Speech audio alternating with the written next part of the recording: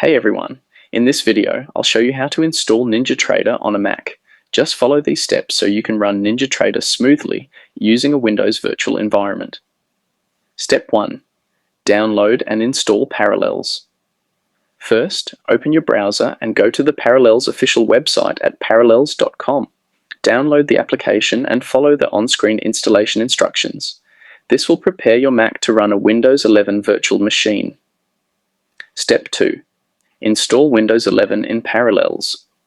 Once Parallels is installed, follow the setup process to install Windows 11 inside Parallels.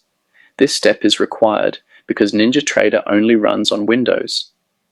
Step 3. Download and install NinjaTrader. Next, open your browser inside Windows 11 and go to ninjatrader.com. Download NinjaTrader and complete the installation inside your Windows virtual machine. Step 4. Configure Parallels for NinjaTrader. Open Parallels, select your Windows virtual machine, and click Configure. Go to Options, then Sharing, and uncheck Share Mac user folders with Windows to avoid file conflicts.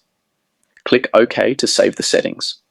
After that, you can now run NinjaTrader inside your Windows virtual machine on your Mac.